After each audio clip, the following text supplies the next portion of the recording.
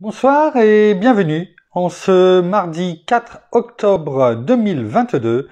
Et nous en sommes arrivés ce soir à la méditation numéro 856 et plus particulièrement à la méditation numéro 570 dans le livre de l'Apocalypse, mais pas que nous méditons ensemble depuis le 1er janvier 2021. Avant de poursuivre dans notre méditation du jour, comme à l'accoutumée, prenons un verset dans le livre des Proverbes, chapitre 3, versets 1 et 2. On va le prendre en Nouvelle Français courant. Il est écrit « Mon enfant, n'oublie pas ce que je t'enseigne. Garde en ton cœur ce que je te recommande. Car tu connaîtras ainsi le bien-être et une vie longue et heureuse. » Oh, merci Père, merci Seigneur, merci bien-aimé Saint-Esprit pour ces paroles de vie, ce fleuve de vie qui coule en nous. Merci parce que tu nous enseignes toutes choses et tu nous demandes de les garder, gravées sur les tables de notre cœur. Et tu nous fais bien sûr toujours une promesse. Tes promesses sont tellement nombreuses. La seule chose que tu nous demandes, c'est de t'écouter, de t'obéir. Une fois de plus pour notre bien. Alors, ce soir encore, que ton enseignement coule en nous, sorte de ma bouche, non pas ma bouche en tant qu'homme, mais enseignée par toi, bien-aimé Saint-Esprit, dans le nom de Jésus. C'est celle-ci qui compte. Et que ton enseignement, nous ramène, si ça doit être le cas, dans les voies droites, afin que justement notre vie soit longue et heureuse. Que cela soit pour ta gloire, Père, dans le nom de Jésus. Amen. Nous reprenons, là où nous en sommes, les versets 8 et 9 du chapitre 4 du livre de l'Apocalypse, que nous gardons, en fil rouge, afin de continuer à voir l'importance de ce qui sort de notre bouche. Ce qui sort de notre bouche, c'est l'expression de notre cœur, ne l'oublions pas. Donc, il y a cette correspondance totale, complète, on va dire même cette communion entre notre bouche et notre cœur. Et on comprend peut-être pourquoi. L'ennemi, s'attaque de plus en plus et veut en tout cas, par nos pensées, transformer l'état de notre cœur, afin que de notre bouche, nous déclarions des choses qui lui soient agréables, non pas à notre Père, mais à l'ennemi, qui nous accueille à ce moment-là les bras ouverts. Mais que nenni, nous apprenons depuis de nombreuses méditations maintenant, depuis de nombreuses semaines, que ce qui coule en nous, en tant qu'enfants de Dieu, ce fleuve de vie, le même qui sort du trône de l'agneau, du trône de Dieu, le même d'Apocalypse 22, verset 1er, coule en nous. Et il agit comme un herbicide naturel, en train de pourrir toutes ces et d'arracher par ces flots récurrents, comme la mer, les vagues de la mer sur le sable, retirer toute herbe mauvaise, toute pensée mauvaise, tout ce qui pourrait venir, empêcher la lumière de Dieu rayonner dans notre cœur, se graver. Alors, ces versets 8 et 9 du chapitre 4 du livre de l'Apocalypse, résonnent comme un enseignement, comme nous venons de le prier dans Proverbe 3, versets 1er et 2, afin que nous puissions voir au travers de ces 4 êtres vivants qui ont été créés avec tellement, on dirait aujourd'hui de talent, avec tellement de possibilités, et pourtant, ce ne sont pas ces possibilités qui sont les plus importantes dans leur corps, dans leur état, dans leur physique, on va dire. Mais c'est quoi? C'est ce qui sort de leur bouche sans cesse, en permanence. Reprenons ces 2 versets. Il est écrit « Les 4 êtres vivants ont chacun 6 ailes. Et ils sont remplis d'yeux, D'*YX, tout autour et au-dedans. On voit ici ces capacités au pluriel physique extraordinaires. Et pourtant, que font-ils? Ils ne cessent de dire jour et nuit. Saint, Saint, Saint est le Seigneur Dieu, le Tout-Puissant, qui était, qui est et qui vient. Verset 9, « Et quand les êtres vivants rendront gloire et honneur et action de grâce, le package complet, à celui qui est assis sur le trône, à celui qui vit au siècle des siècles. Amen. » N'oublions pas notre Seigneur, bien entendu, qui est assis, à ses côtés. Alors, pourquoi, il est important de revenir au parallèle avec le peuple hébreu, le peuple d'Israël, sorti d'Égypte à bras forts par des miracles, des prodiges qu'ils ont vus, le peuple d'Israël, avec Moïse comme conducteur, je dirais, humain, et bien sûr avec le bâton de Dieu, avec l'Esprit de Dieu, avec cette nuée devant et derrière, avec notre Père, enfin l'Éternel, le Tout-Puissant à ce moment-là, qui les a sortis d'Égypte. Et après avoir vu pourtant tout ce que le Dieu Tout-Puissant, leur Dieu, l'Éternel, était capable de faire pour les aider, pour les pousser, pour vaincre l'ennemi, c'est-à-dire Pharaon, l'Égypte, et toute son armée. Pourtant, ils ont entendu, ils savaient depuis, parce que c'est transmis de génération en génération, malgré leur temps d'esclavage, ils savaient qu'il y avait une promesse qui avait été faite à Abraham, à Isaac et à Jacob, leurs ancêtres, leurs pères, nos pères aujourd'hui on peut dire. C'est quoi? C'est cette terre promise. Et là, ils l'avaient. Notre Père, l'Éternel, Dieu Tout-Puissant leur avait donné, en leur disant, vous ne manquerez de rien. Allez-y, vous aurez tout. Vous aurez tout. Toute chose, je vous le donne. La seule chose, c'est obéissez-moi. Et ils ont fait le contraire. Ils ont non pas marché par la foi, mais par la vue, et je dirais même par leur vue. Parce que ce que l'on voit dans Nombre 13, depuis quelque temps, le livre des Nombres, chapitre 13, à partir du verset 31, quand les espions sont revenus, ces mêmes espions, non pas que Dieu avait envoyés, oui, qui a dit à Moïse, envoie-les. Pourquoi? Parce que c'est la volonté du peuple. C'est ce qu'ils t'ont demandé de faire. Ce n'est pas ma volonté, mais fais-le. Et ces espions qui sont revenus, malgré tout, après avoir vu, et même ramené les fruits de ce que finalement Dieu avait dit, qu'il y aurait tout, malgré tout cela, malgré avoir dit que c'est la vérité, ils ont commencé à faire sortir de leur bouche, à décrier. C'est ce verset 32 sur lequel nous méditons depuis quelque temps. Et ils décrièrent, c'est-à-dire ces 10 espions. Devant qui? Devant les enfants d'Israël, le pays qu'ils avaient exploré. Ils dirent, le pays que nous avons parcouru pour l'explorer est un pays qui dévore ses habitants. Tous ceux que nous y avons vus sont des hommes d'une haute taille.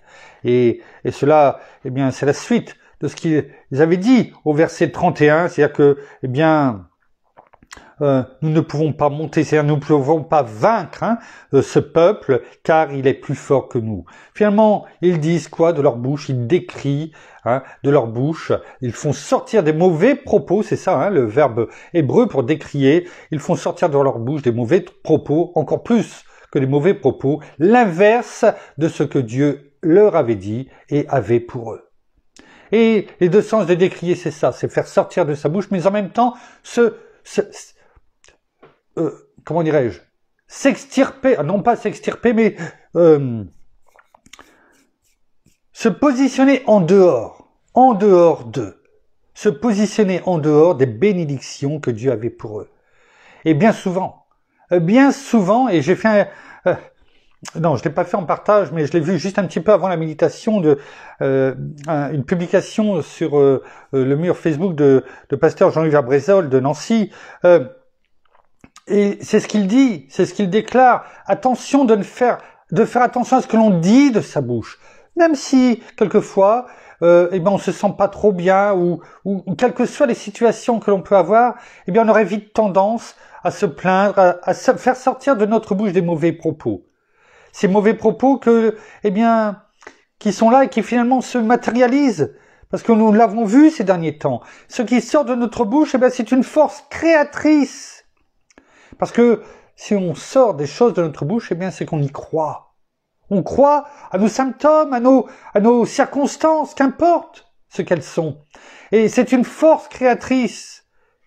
C'est une foi mal placée. Et finalement, eh bien, c'est ce qu'ils font.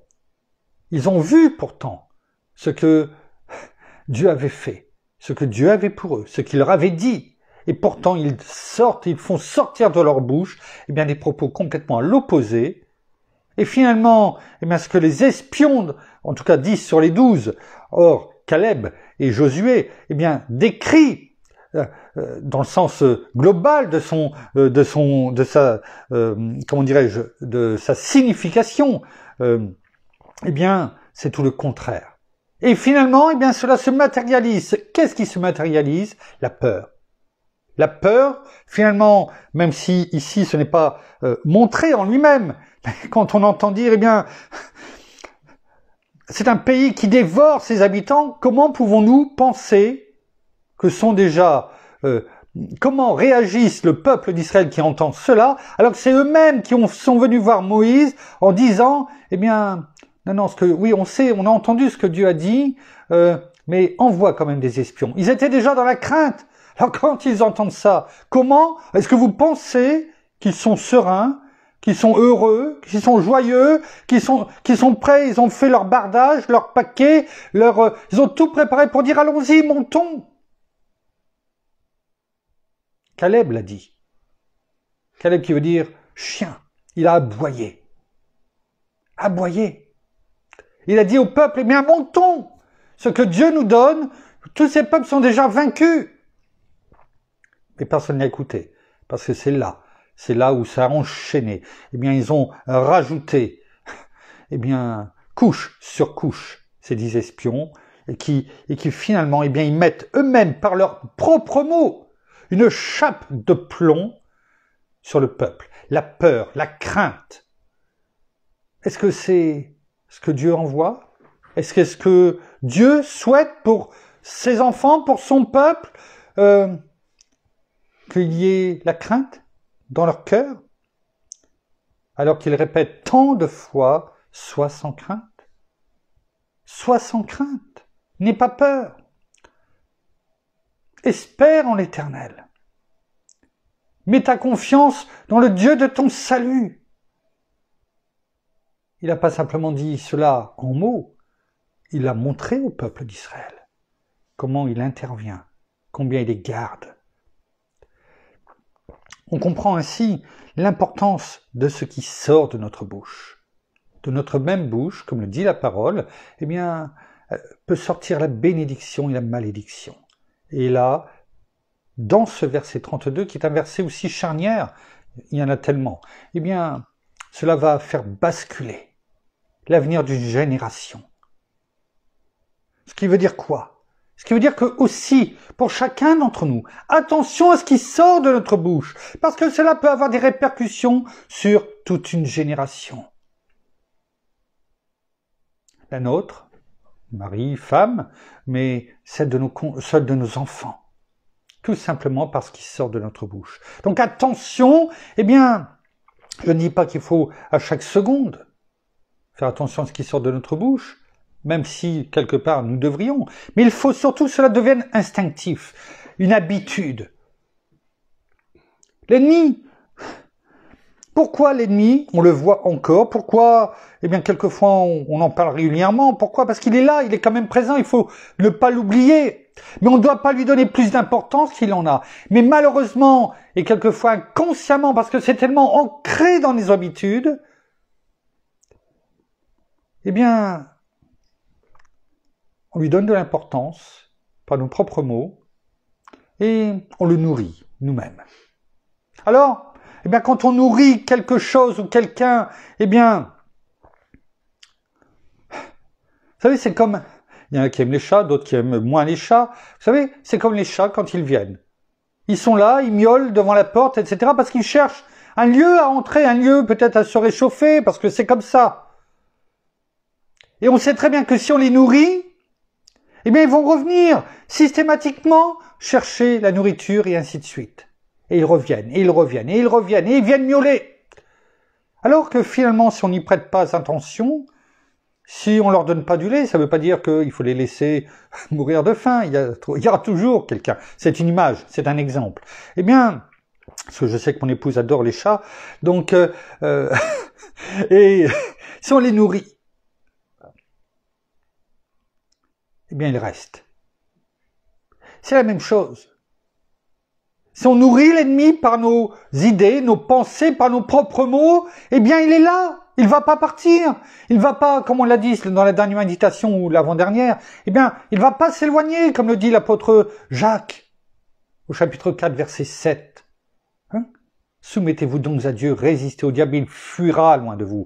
Non seulement, eh bien, la parole de Dieu, créatrice, bienfaisante pour nous, eh bien, éloigne de nos pensées toute mauvaise, justement, pensée, toute mauvaise parole, à partir du moment où on se laisse nourrir par elle, où on se laisse bercer par elle, au lieu de se laisser bercer par de vaines pensées, de vaines illusions. Il y a des personnes qui connaissent bien les choses, il y a un gouvernement, ils prennent soin de nous, etc. On voit le monde où il en est aujourd'hui. Et c'est pas nouveau, ça a toujours été.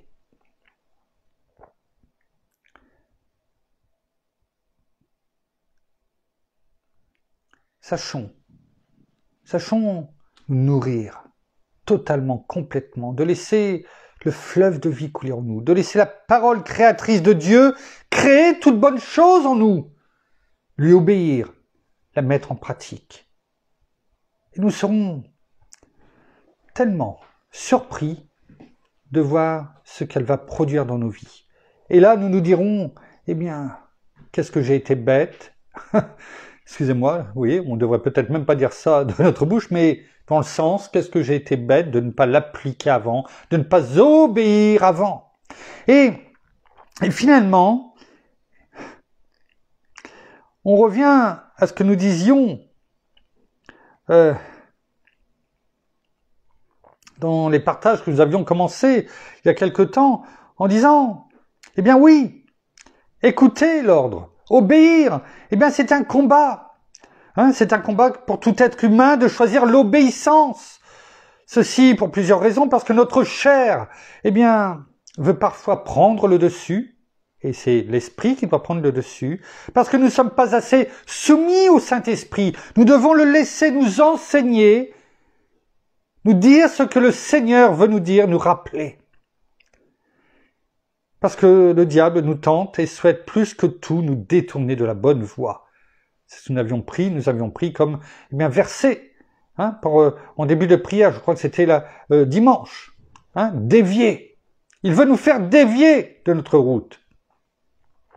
Et si nous dévions, eh bien à ce moment-là, nous ne sommes plus sur la bonne voie, celle du bien-être comme on l'a prié aujourd'hui, dans Proverbe 3, chapitre 3, verset 2, car tu connaîtras ainsi le bien-être, une vie longue et heureuse. On ne peut pas connaître cette vie de bien-être et cette vie longue et heureuse si on oublie ce que le Seigneur, par notre bien-aimé Saint-Esprit, nous enseigne, et donc ainsi à demeurer dans la voie droite. Alors,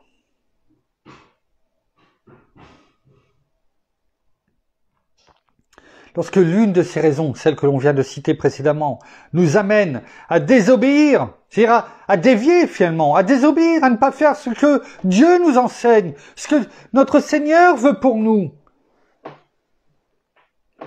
eh bien nous nous mettons en danger, nous nous éloignons du chemin tracé par Dieu pour nous. Et à ce moment-là, comme on l'a dit un peu précédemment, le camp de l'ennemi, eh bien, nous accueille à bras ouverts.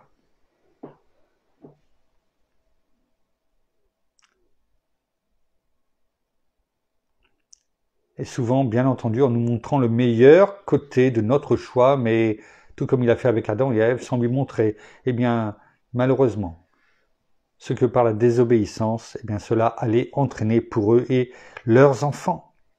Mais, et on le sait, il n'y a pas de bon côté à la désobéissance. On le voit avec nous comme nos enfants. forcément, qui dit désobéissance, dit à un moment donné, eh bien, comment dirais-je, il va falloir supporter les conséquences de cette désobéissance. Parce que la désobéissance ne mène jamais à quelque chose de bien et de bon. Alors oui, à ce moment-là, nous sommes tellement rapides, très rapides même, pour prier le Seigneur, ou plutôt nous plaindre sur ces mauvaises choses qui arrivent, mais qui à la base sortent de notre bouche, et que nous avons créées nous-mêmes. Et on va se plaindre en disant, mais je ne comprends pas, pourquoi Seigneur tu fais ceci? Mais non, c'est nous qui l'avons proclamé, c'est nous qui l'avons créé. Tout comme les espions, les 10 espions sont en train de le faire avec le peuple d'Israël. N'oublions pas toujours ces images parallèles avec le peuple d'Israël et les espions notamment, où nous en sommes arrivés, parce que cela nous est donné afin que dans notre vie nous puissions savoir et nous comprenions comment agir. Nous ne laissons pas abreuver par nous ou par d'autres de mauvaises paroles qui veulent par là nous diriger, nous faire dévier de notre chemin, car bien souvent quand les gens disent « c'est impossible, tu ne comprends pas, etc. » Oui, c'est impossible, tu ne pourras pas. Bien souvent, c'est leur incapacité qu'ils font passer par leur bouche et non pas la nôtre. Eux ne se sentent pas capables d'eux. Eux sentent que c'est impossible. Et ils essayent, eh bien, de nous attirer à eux afin de ne pas être seuls. Tout comme le font les espions avec le peuple d'Israël. Mais ce n'est pas aux hommes que nous devons regarder.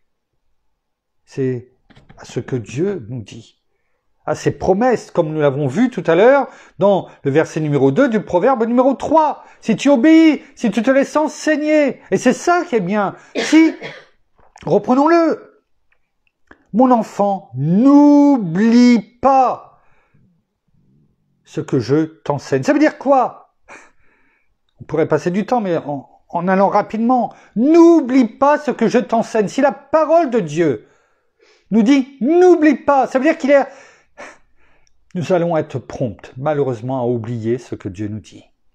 C'est pourquoi il nous rappelle, n'oublie pas quoi? Ce que je t'enseigne. Ça veut dire qu'il y a un enseignement, tout comme quand on va à l'école, à l'université, nous sommes à l'université de Dieu.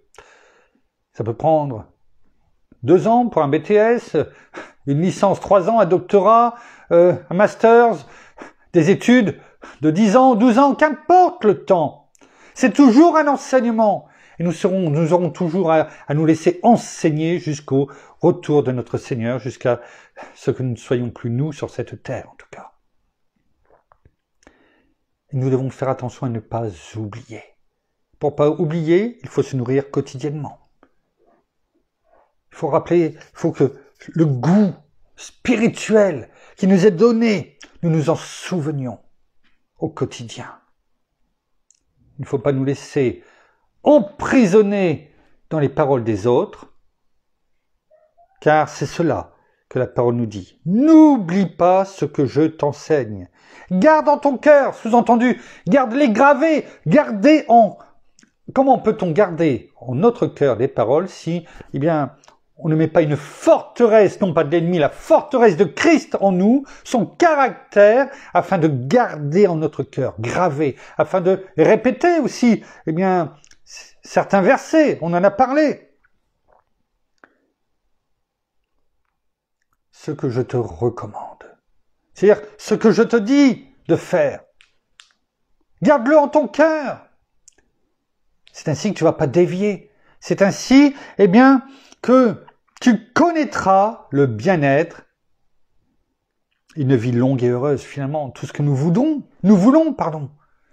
Hein? C'est ce que nous voulons. Mais malheureusement, eh bien, nous sommes tellement rapides à sortir des mots de notre bouche que nous ne voulons pas et que nous regrettons quelquefois par derrière, et de nous plaindre. Pourquoi au sujet de nos situations. Mais dès que c'est la parole qui nous dit, dès que notre Père nous enseigne, dès que notre Seigneur nous dit ce qu'il faut faire, parce qu'il c'est l'exemple parfait, eh bien à ce moment-là, eh bien malheureusement, nous faisons 3 pas en arrière. Nous ne pouvons plus avancer. Ça nous fait peur. Pourquoi? C'est pour nous le bien-être et une vie longue et heureuse. Pourquoi? Parce que ce sont des mauvaises habitudes. Parce qu'on ne veut pas. On laisse la chair réagir. Notre chair. On veut quand même faire ce qui nous plaît. Mais cela amène à la désobéissance. Tout comme un enfant, quand il veut faire ce qui lui plaît, eh bien il boude, il fait un caprice, ou quand il est plus grand, eh bien il va jusqu'au bout. Et après il revient tout penaud en disant « j'aurais dû t'écouter ». Mais le mal est fait. Et il faut supporter les conséquences eh bien, de sa désobéissance. C'est la même chose pour nous. Ne faisons pas semblant eh bien, de ne pas avoir entendu la réponse de Dieu pour notre vie, pour nous. Car c'est dans l'obéissance, continue ce partage de Fréquence Chrétienne Magazine, c'est dans l'obéissance que se trouve notre percée. Parce que plus nous obéissons, plus nous allons rentrer dans notre destinée. Tout comme le peuple d'Israël aurait dû rentrer dans la terre promise. C'est notre obéissance qui nous qualifie pour le niveau supérieur. Là où Dieu veut nous faire entrer, nous ouvrir des portes afin que nous progressions, que nous grandissions, que nous devenions eh bien, encore plus mûrs.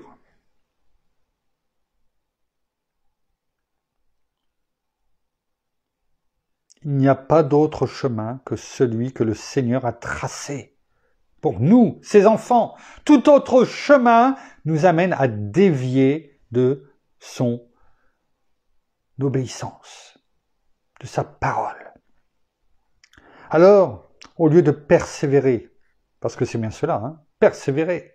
Vous savez, quand on trépigne des pieds comme un enfant, on dit « mais arrête, je ne le supporte pas ». Et pourtant, nous faisons la même chose, avec la parole de Dieu, avec notre Père quand il nous parle. Eh bien, quand ça ne nous plaît pas, eh bien, on boude, on trépigne des pieds. On dit non, non, je veux. Je veux ce que ma chair veut, mais non pas ce que la parole de Dieu nous donne. C'est cela que nous devons changer, afin de pouvoir être comme ces 4 êtres vivants, eh bien, déclarer, proclamer sans cesse, sans repos, la parole de Dieu. Le louant, le glorifiant, lui rendant grâce. Au lieu de persévérer dans notre entêtement qui ne produit rien de bon, faisons demi-tour. Demi-tour et commençons à pratiquer la parole de Dieu. Notons, dans ce que nous venons de déclarer là juste à la fin, faisons demi-tour. C'est exactement ce que nous devons faire lorsque nous venons à notre Seigneur. Nous repentir, afin de le recevoir comme Seigneur et Sauveur de notre vie. C'est un demi-tour dans nos vies. On ne doit plus vivre comme avant, le vieil homme, on le sait, il est cloué, nous sommes une nouvelle créature. Et donc nous devons faire un demi-tour complet. Bien souvent, au lieu de faire un demi-tour, eh bien on fait un tour complet. Et finalement, on revient en face de ce que notre chair souhaite. Non, c'est un demi-tour et on doit avancer. Laisser toutes les œuvres du monde qui étaient en nous avant, nous, ces rebelles que nous étions, eh bien les laisser derrière et s'éloigner. Et en s'éloignant de tout cela, et en grandissant, et en laissant la parole de Dieu nous enseigner, eh bien, cet être que nous étions à un moment donné, esclaves de l'ennemi, eh bien nous ne le verrons plus, ce sera juste un petit point. Tout comme l'ennemi. Et on finira par ne même plus pratiquement parler parce que on ne le verra même plus, parce que nous serons, comme la parole le dit, nous serons comme Élisée. Eh bien, nos os seront imbibés de l'Esprit de Dieu.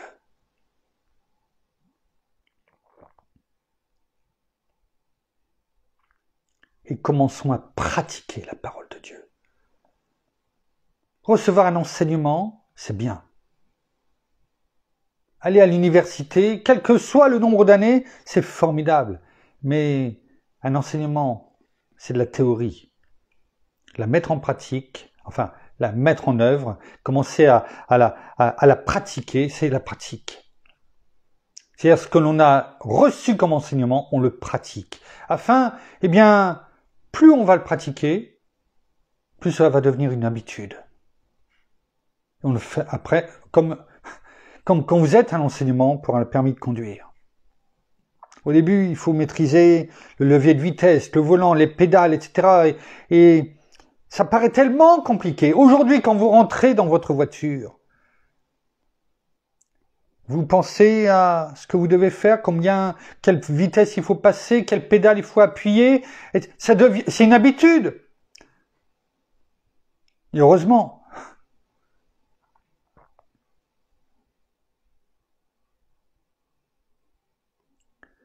Cela doit venir de façon machinale. Il se passe quelque chose, voilà ce que la parole me dit. Quelles que soient les circonstances, je sais que notre Père, mon Père est avec moi. Il le a dit. Il ne m'abandonnera pas. Il sera tous les jours avec moi. C'est ce qu'a dit notre Seigneur. Il n'a pas dit il n'y aura jamais de difficultés. Mais ces difficultés, bien, on va les surmonter ensemble. Tu ne seras jamais seul. Mais crois en moi. Ne t'ai-je pas dit que si tu crois, tu verras la gloire de Dieu? Il veut ressusciter toute chose en nous.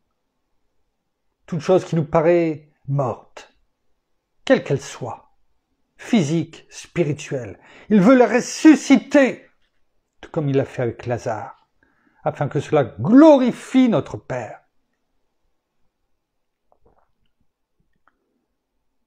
Ils sont juste ce partage, il est écrit sans obéissance. Tu restes là, où tu es. On n'avance pas, on fait du surplace, et on ne comprend pas.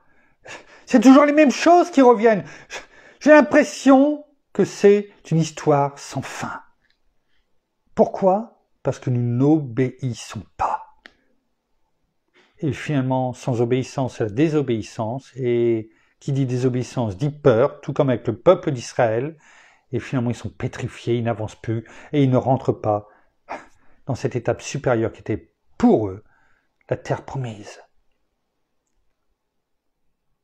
Alors,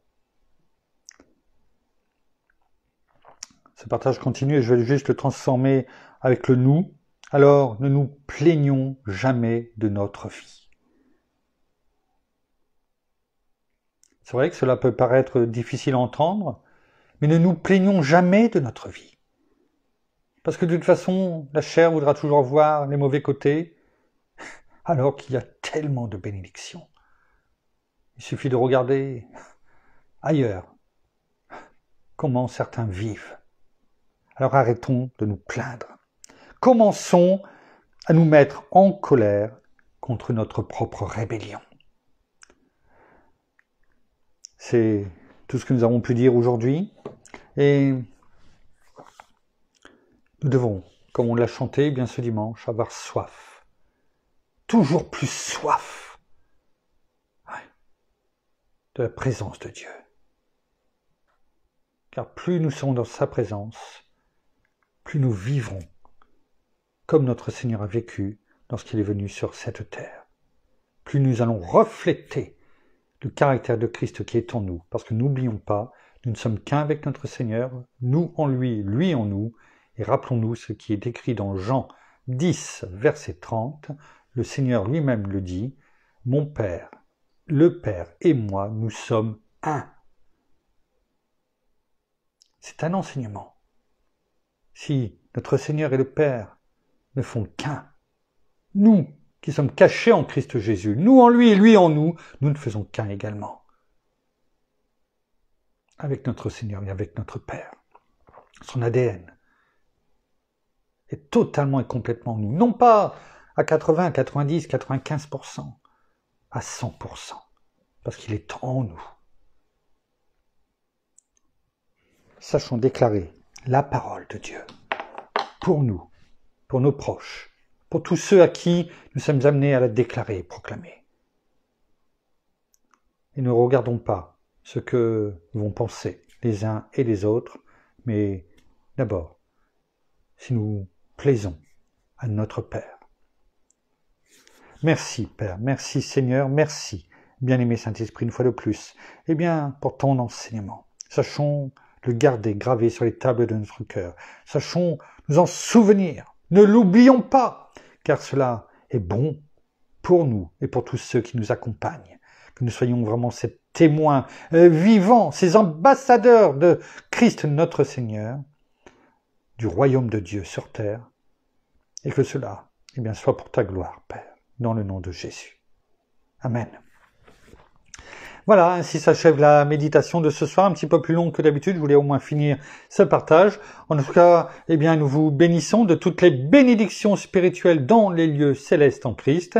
Nous saluons nos amis au Québec, au Canada, en francophonie, en France et tout autour de chez nous. Et nous vous souhaitons à toutes et à tous une excellente fin de journée pour certains, de soirée pour d'autres. En tout cas, à toutes et à tous une excellente nuit de repos dans la paix de notre Seigneur, qui la donne abondamment. Et nous vous donnons rendez-vous, eh bien, normalement demain, en fin de journée, début de soirée, pour la suite de nos méditations dans le livre de l'Apocalypse, mais avec Moïse et le peuple d'Israël et ce qui sort de notre bouche. En attendant de vous retrouver demain, eh bien, soyez abondamment bénis. À demain. Au revoir.